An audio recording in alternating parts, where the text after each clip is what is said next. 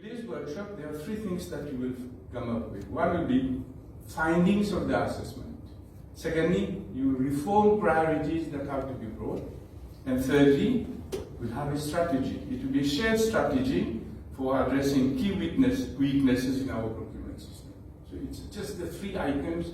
It's for you to help our consultants. Now I will take some of your time to do PPO business. Since all of you are here, stakeholders, using the procurement system, I will highlight a few things which are coming. You know, the budget has been passed and government has approved the emergency procurement, which has created so much of talk and things. So it is already legislated. We are coming up with the regulations. The regulations have been seen at all levels, state law office, stakeholders. It has been cleared but not yet gazetted. So we are waiting for the gazetting. Then DPO will have a good start by issuing circulars, directives, and we are envisaging maybe take up some workshop with stakeholders, because there are new concepts coming, there are new methods of procurement, new definitions coming in.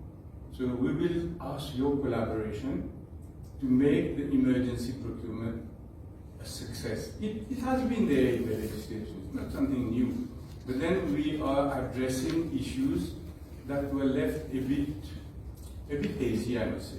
It was left to the public bodies to decide how to handle the emergency. But now we have become a bit more specific, and we are giving alternatives on how to proceed with the emergency. Next, we have already issued 3 directives after the budget. Directive 56, we have clarified on third-party liability in works contracts especially, where it was not capped, the third-party liability. Now it is fixed at 100 million until consultancy contract is awarded and further studies are carried out. This is a pressure coming from international reinsurance companies, apparently.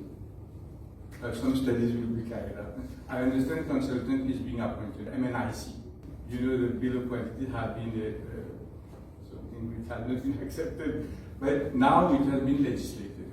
Directive has been issued. This will help in preparing better estimates. I won't say ideal estimates, but better estimates. Then, at the time of evaluation, you will have a level playing field. Say 3 contractors, 5 contractors, they are working on the same document. Whereas what was happening before, for each project, each contractor would go to a separate QS or a pseudo QS and get a bill prepared and tender. They are not on the same level playing field, so they are not being assessed properly. So we have brought this in for a tool to help in the evaluation. And lastly, very important also, we have looked at post-contract hour. When you're paying the contractor, you're paying on a percentage of work done, if there were no bill of quantities. Whereas now there is a bill of quantities and you'll be paying for actual work done.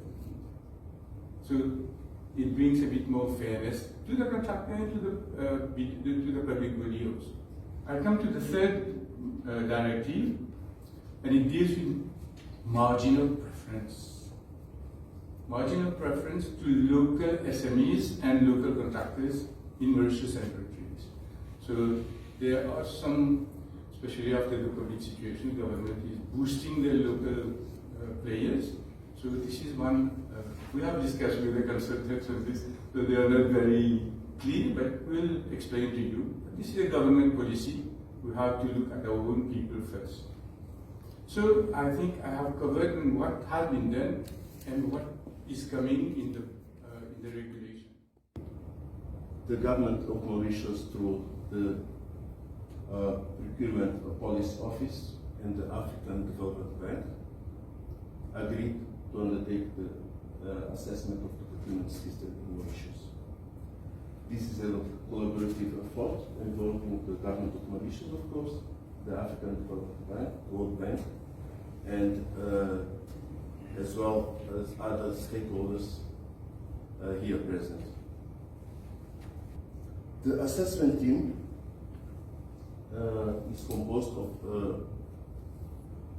experts from the African Development Bank in various fields, in procurement, financial management, governance, economics, and is supported by a team of very experienced consultants. Mr. Devesh Mishra, the lead consultant, Mrs. Susan Smith, she is virtually with us, she is the procurement lawyer, as well as two procurement specialists, Mr. Bridget Mar and Mr. Tiago Leite from Portugal. This assessment is not a study that is an end in itself. It intends to be a roadmap to support future procurement reforms and also inform the collaboration between the government of Mauritius, the African Development Bank and other partners on the future initiatives in the area of public governance.